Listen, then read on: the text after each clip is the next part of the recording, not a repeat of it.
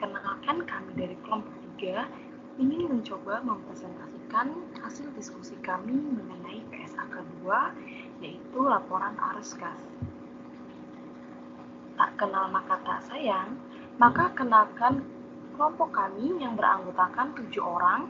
Yang pertama ada Cornelius, yang kedua ada Aprilia, yang ketiga ada Zahwa, yang keempat ada saya sendiri yaitu Nisha, yang kelima ada Ezra, dan yang keenam ada Sri Wahyuni, dan yang ketujuh ada Fahira. Yang pertama akan saya jelaskan yaitu mengenai pengertian dari laporan arus kas. Sebenarnya laporan arus kas sendiri itu apa sih? Laporan arus kas yaitu laporan keuangan yang menyajikan lalu lintas arus kas keluar dan juga arus kas masuk suatu perusahaan.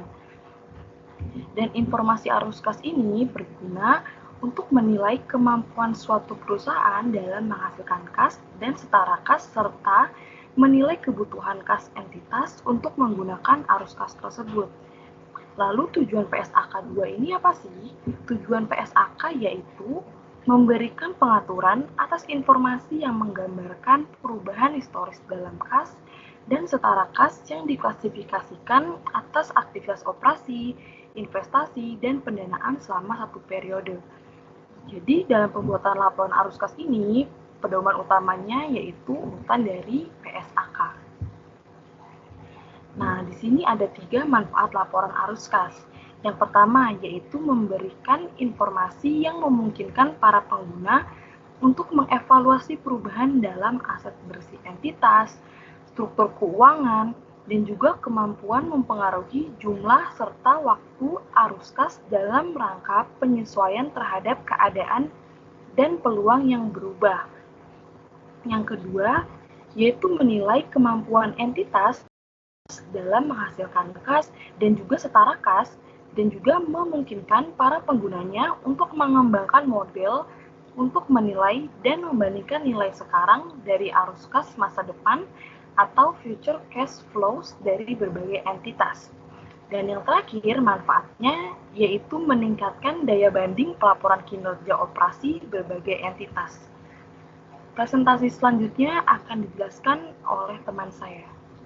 Selanjutnya akan dijelaskan oleh saya, Sri Wahyuni dengan NIM 2020500469. Pada slide yang pertama di sini ada cash dan setara kas atau cash and cash equivalent. Pengertian kas sendiri adalah saldo kas atau cash on hand dan juga rekening giro demand atau deposit.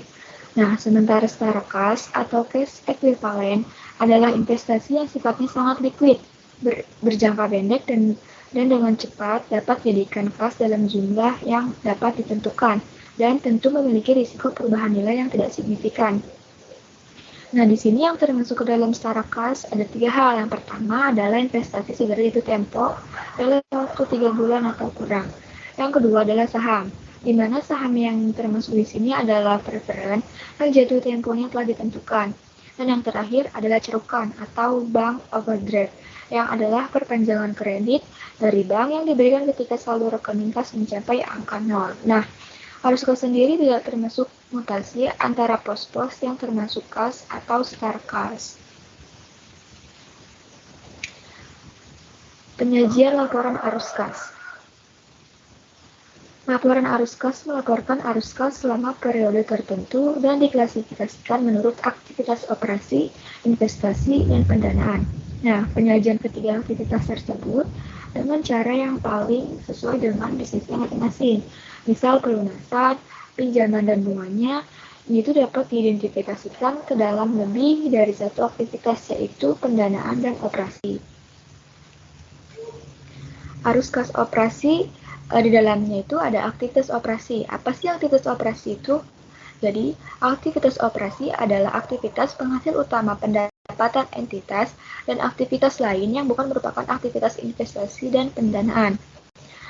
Nah, inflows dari arus kas operasi ini contohnya ada penerimaan dari penjualan barang atau jasa, royalti, dan pendapatan lain-lain. Lalu ada penerimaan dari pendapatan sewa dan restitusi pajak. Dan yang terakhir ada penerimaan dari pemberian untuk bank dan penjualan sekuritas dari perusahaan efek. Nah, sedangkan outflows dari arus kas operasi ini contohnya ada pembayaran kepada dari pemasok harga barang dan jasa, pembayaran untuk karyawan, pembayaran klaim asuransi, pembelian efek perusahaan, pengembalian kredit, dan pembayaran biaya operasi. Lalu selanjutnya ada pelaporan arus kas dari aktivitas operasi. Entitas melaporkan arus kas dari aktivitas operasi dengan menggunakan salah satu dari metode berikut. Nah, yang pertama ini ada metode langsung. Metode langsung, kelompok utama dari penerimaan dan pengeluaran kas bruto diungkapkan. Nah, dengan metode langsung ini, informasi mengenai kelompok utama penerimaan kas bruto dan pengeluaran kas bruto dapat kita peroleh dari beberapa hal, yaitu dari catatan akuntansi entitas, atau bisa kita dapatkan dari menyesuaikan penjualan beban, pokok penjualan, dan laba rugi komprehensif. Yang kedua, ada metode tidak langsung. Pada metode ini, laba disesuaikan dengan mengoreksi transaksi non-kas, menggunakan atau akrual, dan unsur penghasilan atau beban yang terkait aktivitas investasi dan pendanaan. Dalam metode tidak langsung ini, arus kas bersihnya dari aktivitas operasi dapat ditentukan dengan menyesuaikan laba atau rugi bersih dari pengaruh perubahan persediaan dan piutang usaha, serta hutang usaha selama periode berjalan. Nah, sebaiknya kita dianjurkan melaporkan dengan metode langsung, karena dalam metode langsung itu informasinya itu lebih berguna. Lalu ada aktivitas operasi metode tidak langsung. Nah, sebelum melakukan pelaporan arus kas dari aktivitas operasi ini, arus kas harus ditentukan dengan menyesuaikan laba rugi bersih dari beberapa pengaruh. Yang pertama, kita harus menyesuaikan laba rugi bersih dari pengaruh perubahan aset dan liabilitas untuk aktivitas operasional, seperti piutang usaha contohnya. Yang kedua, kita harus menyesuaikan dari beban bukan kas, seperti depresiasi dan amortisasi contohnya. Dan yang ketiga, kita harus menyesuaikan dari pengaruh kos lain yang berkaitan dengan aktivitas investasi dan pendanaan, yaitu seperti kerugian dan keuntungan aktivitas investasi dan pendanaan.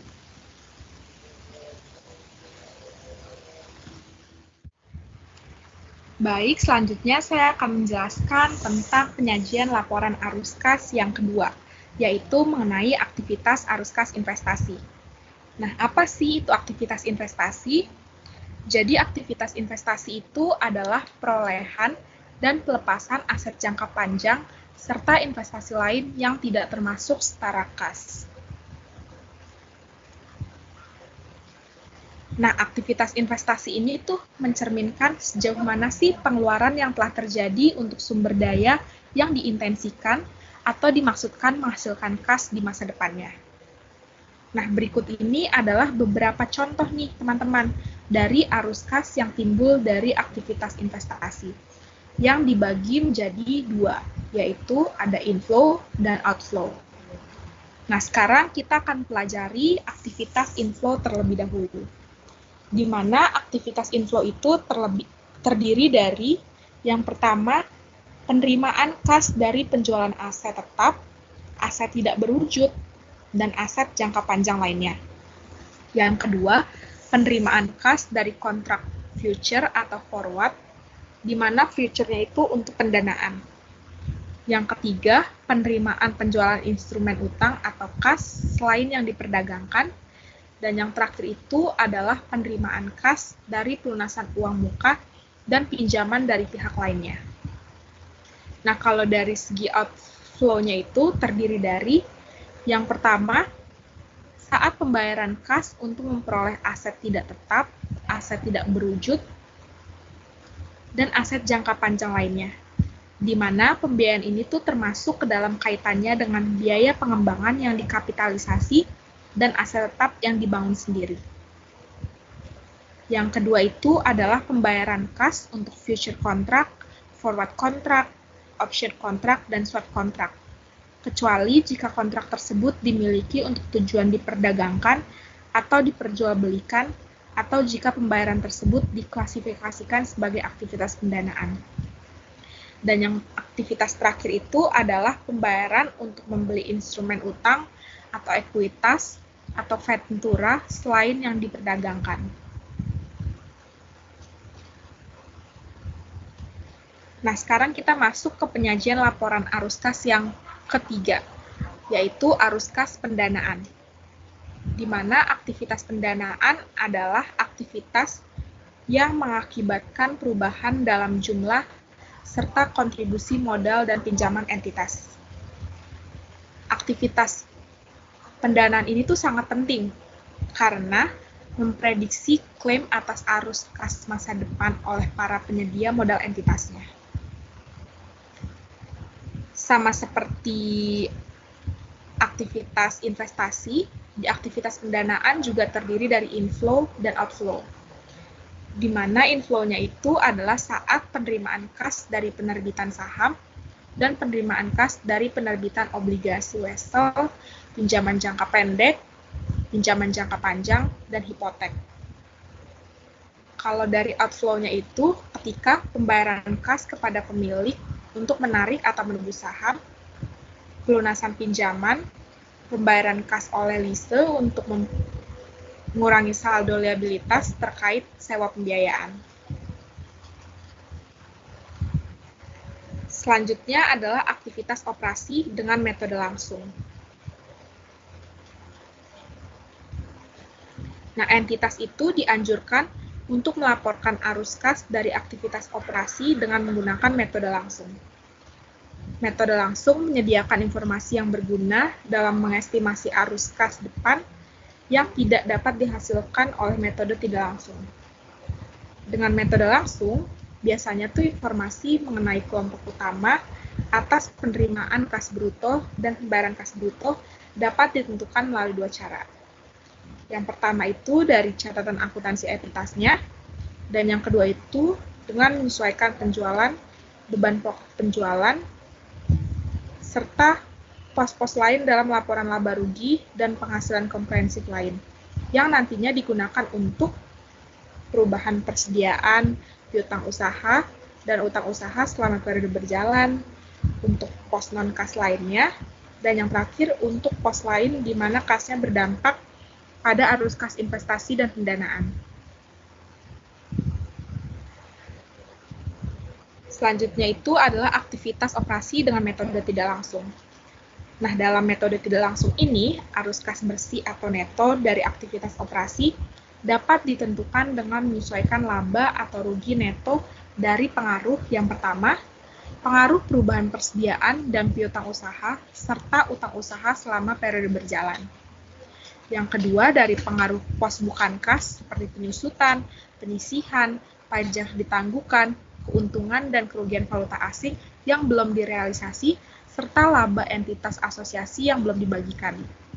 Dan yang terakhir, dari pengaruh semua pos lain yang berkaitan dengan arus kas investasi atau pendanaan. Nah, sebagai alternatifnya itu, arus kas neto dari aktivitas operasi dapat disajikan berdasarkan metode tidak langsung dengan menyajikan pendapatan dan beban yang diungkapkan dalam laporan laba rugi dan penghasilan komprehensif lain, serta perubahan dalam persediaan, piutang usaha, dan utang usaha selama periode waktu tertentu. Sekian materi dari saya, selanjutnya akan dijelaskan oleh teman saya. Terima kasih. Nah, yang selanjutnya di sini saya akan membahas tentang pelaporan arus kas dari aktivitas investasi dan pendanaan. Jadi ini dilaporkan secara terpisah kelompok utama penerimaan kas bruto dan pengeluaran kas bruto yang berasal dari aktivitas investasi dan pendanaan, kecuali yang boleh dilaporkan adalah neto. Nah, selanjutnya ini ada pelaporan arus kas atas dasar neto. Jadi arus kas yang berasal dari aktivitas operasi, investasi, dan pendanaan berikut ini itu dapat disajikan menurut arus kas bersih atau neto. Nah, ini dibagi menjadi 3. Yang pertama itu ada penerimaan dan pengeluaran kas untuk kepentingan pelanggan jika lebih mencerminkan aktivitas pelanggan daripada aktivitas operasi. Contohnya seperti pembayaran rekening giro atau dana pelanggan yang dikelola oleh entitas asosiasi. Kemudian yang kedua, itu ada penerimaan dan pengeluaran untuk pos-pos yang perputaran uangnya itu cepat, jumlahnya besar, serta jangka waktunya singkat. Contohnya itu ada transaksi kredit nasabah, pembelian dan penjualan investasi, ataupun pinjaman jangka pendek. Kemudian yang ketiga, itu untuk lembaga keuangan yang dengan arus kas neto. Ini dibagi lagi menjadi 3. Yang pertama itu ada penerimaan dan pembayaran kas sehubungan dengan deposito. Kemudian ada penempatan dan penarikan deposito pada lembaga keuangan lainnya. Kemudian yang terakhir ada pemberian dan pelunasan uang muka serta pinjaman kepada nasabah.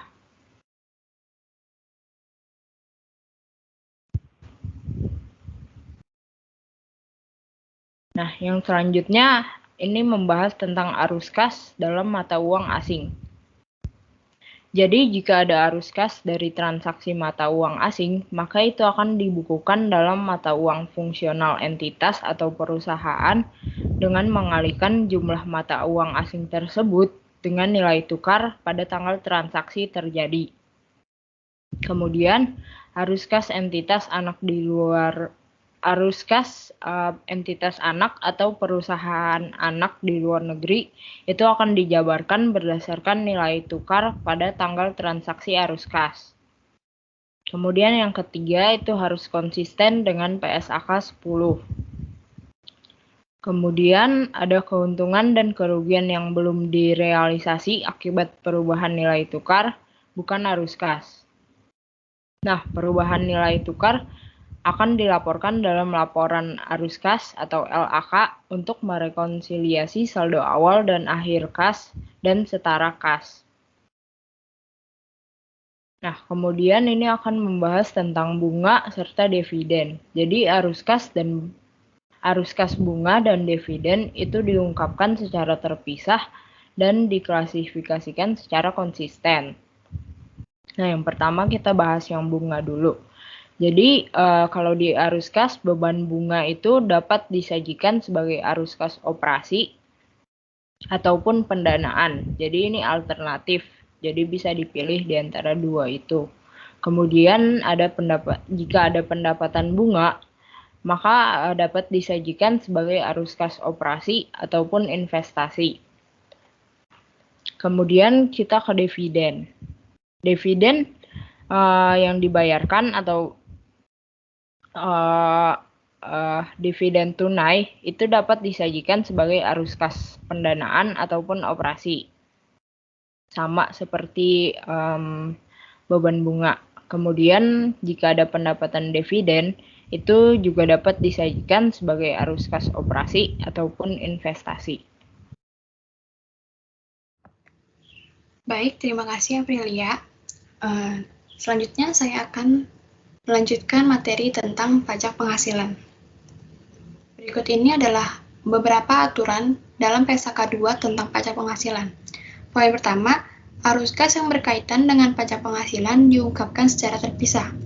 Poin kedua, diklasifikasikan sebagai arus kas dari aktivitas operasi kecuali jika secara spesifik dapat diidentifikasi sebagai aktivitas pendanaan dan investasi.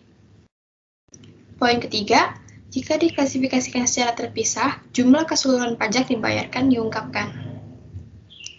Lalu selanjutnya ada investasi dalam asosiasi, anak, dan bisnis lain. Berikut ini beberapa aturan-aturan dalam PSAK 2 yang mengenai tentang investasi dalam asosiasi, anak, dan bisnis lain.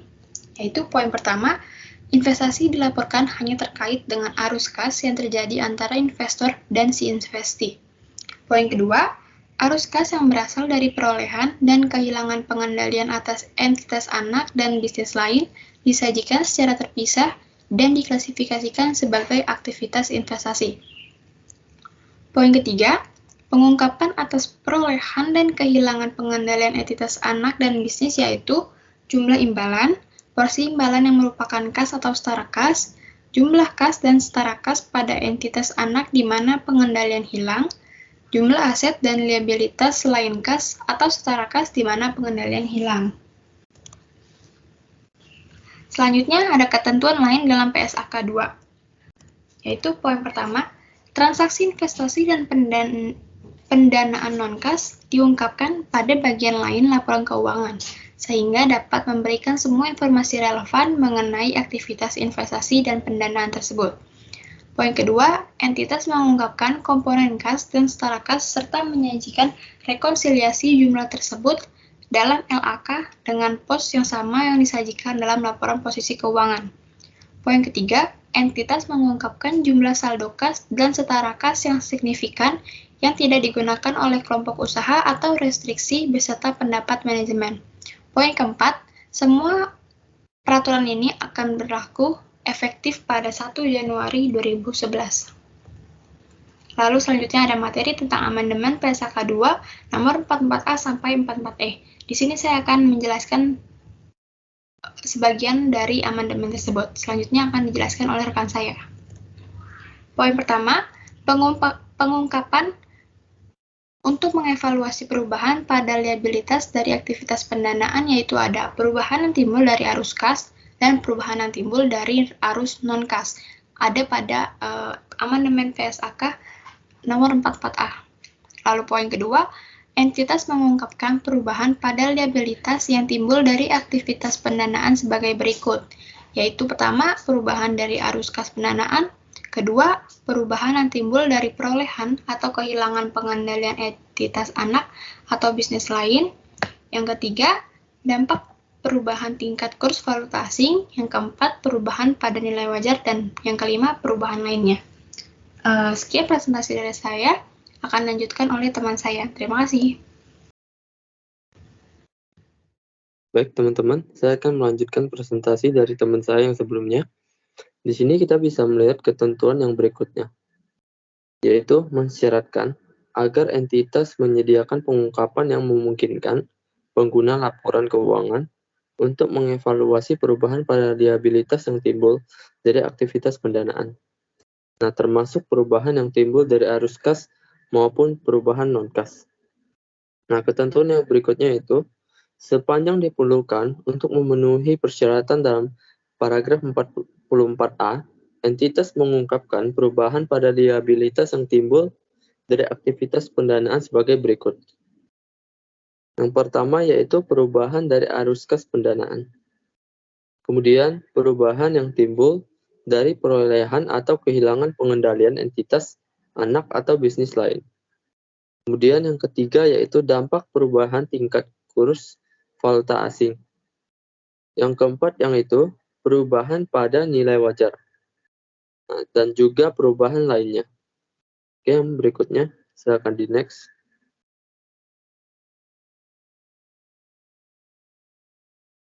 Nah, yang berikutnya ini juga masih ada ketentuan yang lain, yaitu liabilitas yang timbul dari aktivitas pendanaan adalah liabilitas di mana arus kas atau arus kas masa depan akan diklasifikasikan pada laporan arus kas sebagai arus kas dari aktivitas pendanaan. Nah, selain itu, persyaratan pengungkapan pada 44A juga diterapkan untuk perubahan pada aset keuangan. Contohnya, seperti aset yang melindungi nilai liabilitas yang timbul dari aktivitas pendanaan. Jika arus kas atau arus kas masa depan dari aset keuangan tersebut termasuk dalam arus kas aktivitas pendanaan. Yang berikutnya yaitu satu cara untuk memenuhi persyaratan pengungkapan dalam paragraf 44A adalah dengan kita menyediakan rekonsiliasi antara saldo awal dan akhir pada laporan posisi keuangan untuk liabilitas yang timbul dari aktivitas pendanaan. Nah, jadi termasuk kayak perubahan yang diidentifikasikan dalam paragraf 44B. Jika entitas mengungkapkan rekonsiliasi tersebut, maka entitas menyediakan informasi yang memadai agar pengguna laporan keuangan mampu mengaitkan item yang termasuk dalam rekonsiliasi dengan laporan posisi keuangan dan laporan arus kas. Next.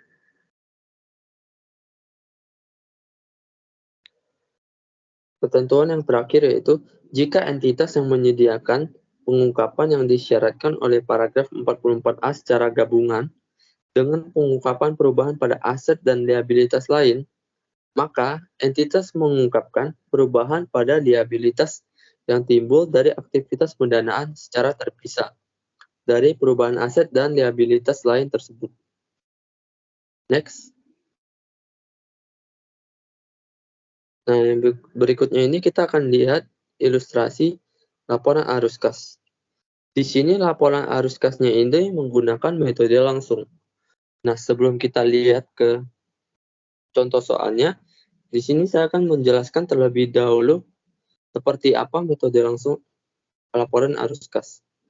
Jadi, metode langsung laporan arus kas ini yaitu metode yang menggunakan accrual basis. Maksudnya seperti apa accrual basis? Accrual basis itu di mana setiap penerimaan dan pengeluaran yang berkaitan dengan kas akan dimasukkan dalam laporan arus kas. Nah, berbeda dengan metode tidak langsung yang nantinya akan dijelaskan oleh teman saya. Sekarang kita langsung lihat contoh dari metode langsung laporan arus kas. Nah, di sini yang pertama yaitu arus kas dari aktivitas operasi. Nah, kita lihat di sini apa aja sih yang termasuk dalam arus kas dari aktivitas operasi. Yang pertama, ada penerimaan kas dari pelanggan. Kemudian yang kedua ada pembayaran kas kepada pemasok dan karyawan. Kemudian yang berikutnya kas yang dihasilkan operasi. Kemudian pembayaran bunga, pembayaran pajak penghasilan, arus kas bersih dari aktivitas operasi. Kalau teman-teman perhatikan di sini, dari angka yang ada di sebelah kanannya, di sini kan ada yang di dalam kurung dan ada yang tidak di dalam kurung. Nah, jadi teman-teman bisa lihat di sini bahwa setiap pengeluaran dari kas akan kita masukkan ke dalam kurung. Kenapa? Karena bersifat mengurangi. Kayak pembayaran kas, berarti di sini kas kita nggak berkurang. Oleh karena itu, kita beri tanda kurung karena mengurangi kas. Baik, jadi di sini arus kas bersihnya yaitu totalnya yaitu 1.380.000. Kemudian yang berikutnya ada arus kas untuk aktivitas investasi, di mana di dalamnya yaitu ada akuisisi entitas anak X dengan kas cat A, kemudian pembelian aset tetap cat B, kemudian hasil dari penjualan peralatan, kemudian penerimaan bunga, penerimaan dividen.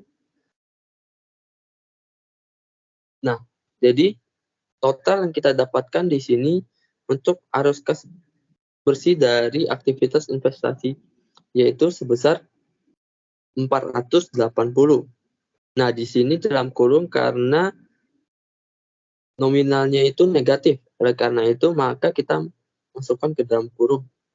Kemudian berikutnya ada arus kas dari aktivitas pendanaan, di mana di dalamnya yaitu ada hasil dari penerbitan modal saham, kemudian hasil dari pinjaman jangka panjang, kemudian pembayaran utang sewa pembiayaan, kemudian ada pembayaran dividen.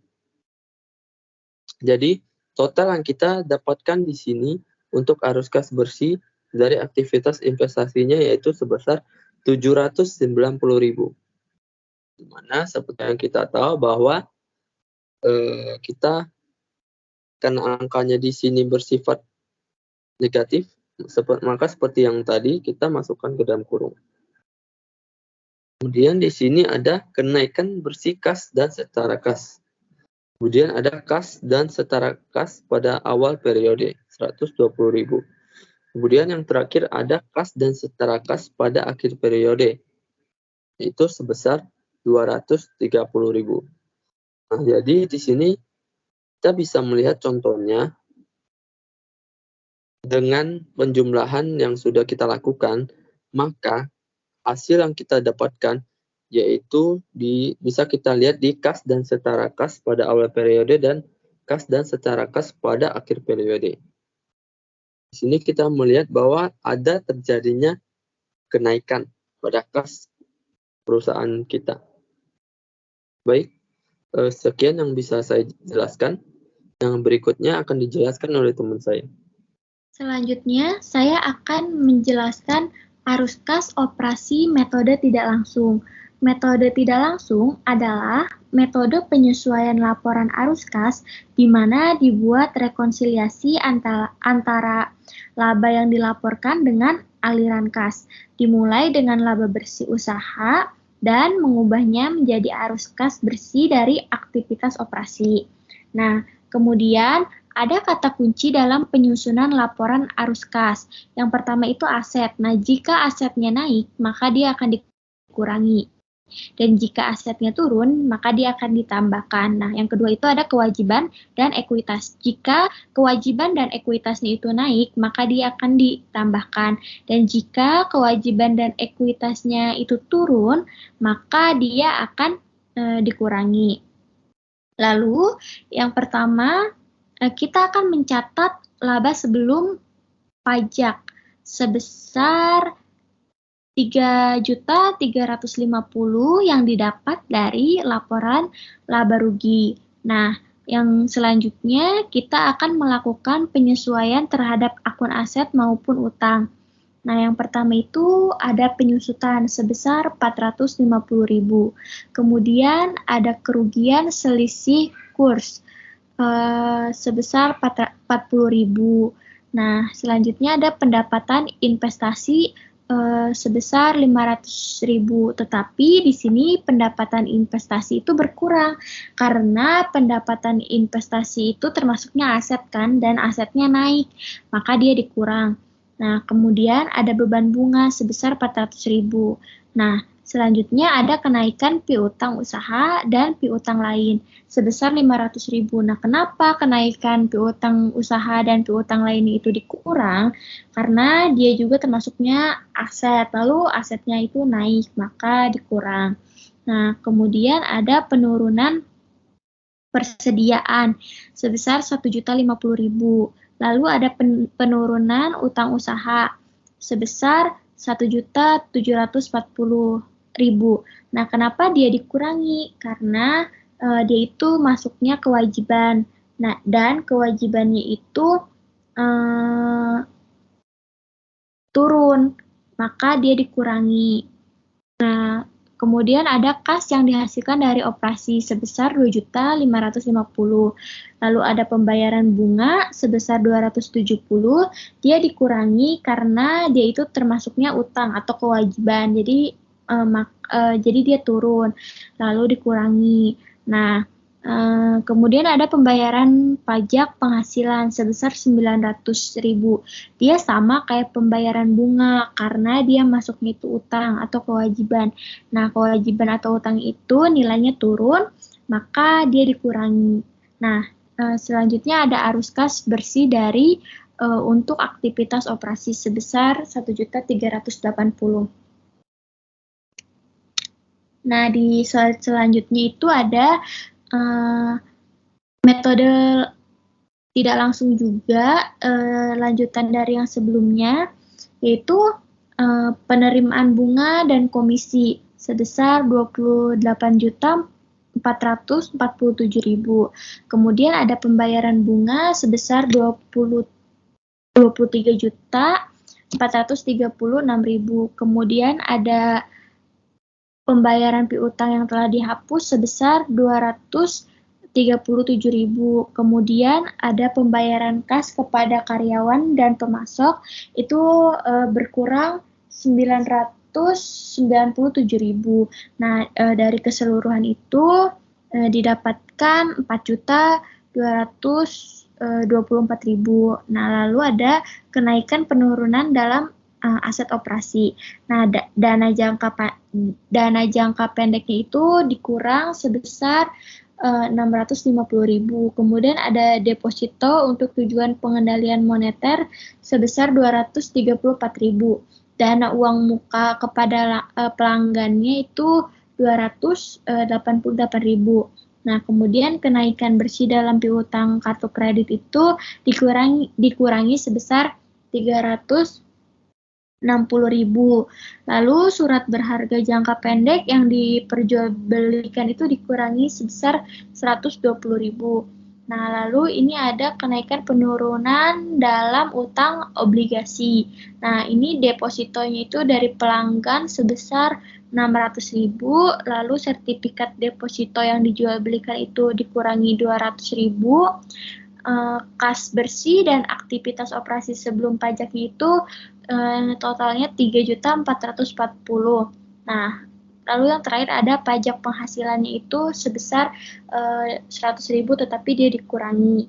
Nah, lalu arus kas bersihnya itu dari aktivitas operasinya itu ada 3.340.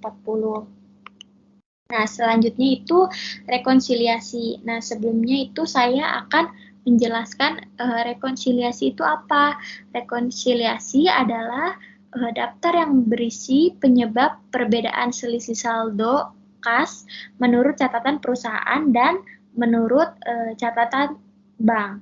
Nah, kemudian tujuan rekonsiliasi itu apa? Nah, pertama itu untuk mengecek ketelitian pencatatan dalam rekening kas dan bank yang belum tercatat oleh perusahaan. Nah, yang kedua itu untuk memeriksa apakah penggunaan dana sudah melewati batas yang ditentukan atau tidak. Nah, kemudian sebagai internal kontrol atas pengelola dana kas apakah sudah optimal atau belum. Nah, kemudian ada sebagai pendeteksi kecurangan akuntansi sejak dini. Lalu memvalidasi informasi klien atas pembayaran produk yang dipesan maupun piutang usahanya. Nah, yang terakhir memeriksa selisih kurs apabila terjadi transaksi valuta asing. Nah, lalu kemudian ada penyebab terjadinya rekonsiliasi bank. Yang pertama itu setoran dalam perjalanan. Nah, setoran dana di akhir bulan yang mana sudah dicatat perusahaan pada bulan tersebut namun dicatat oleh pihak bank di bulan berikutnya. Nah, lalu ada cek beredar. Nah, cek beredar ini adalah cek yang telah dikeluarkan oleh perusahaan untuk membayar sesuatu tetapi sampai tanggal laporan posisi keuangan belum dicairkan oleh pemegangnya. Nah, lalu ada cek kosong. Nah, cek kosong ini adalah cek yang diterima oleh perusahaan tetapi pada saat akan dicairkan ternyata dananya tidak ada atau kurang.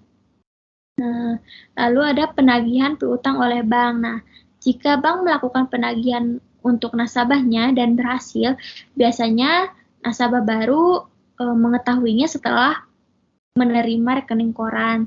Lalu ada jasa giro. Nah, bunga yang diberikan kepada nasabah bank atas simpanan uangnya di bank. Nah, di perusahaan baru ini mengetahuinya setelah menerima rekening koran. Nah, lalu ada beban bunga dan administrasi. Nah, beban bunga dan administrasi yang dikenakan karena menggunakan fasilitas perbankan ini, perusahaan baru mengetahuinya setelah menerima rekening koran. Lalu kesalahan catat. Nah, berbagai kesalahan yang dibuat oleh kedua pihak yang mungkin terjadi itu baik kesalahan dari pihak perusahaan maupun pihak bank. Nah, lalu kemudian saya akan menjelaskan pinjaman jangka panjang. Di sini sebesar 2080, lalu arus kasnya itu 500, akuisisinya itu 400. Nah, setelah itu dijumlahkan totalnya 2.980. Lalu ada liabilitas sewa. Arus kasnya itu dikurang sebesar 180.000. Kemudian sewa barunya itu 1.800. Nah, 1.800 ini dikurang 180.000. Jadi mempunyai hasilnya 1.620. Lalu utang jangka panjang. Nah, di sini utang jangka panjangnya itu 2.080. Arus kasnya itu 320, akuisisinya itu 40. Kemudian sewa barunya itu 1,80. Nah, dijumlahkan hasilnya mendapatkan 4.600. Nah, lalu ini slide yang terakhir ada pinjaman jangka panjang sebesar 2.080, arus kasnya 500, akuisisinya 400, lalu hasilnya dijumlahkan itu 2.980. Lalu ada liabilitas sewa, itu arus kasnya itu dia dikurang sebesar 180.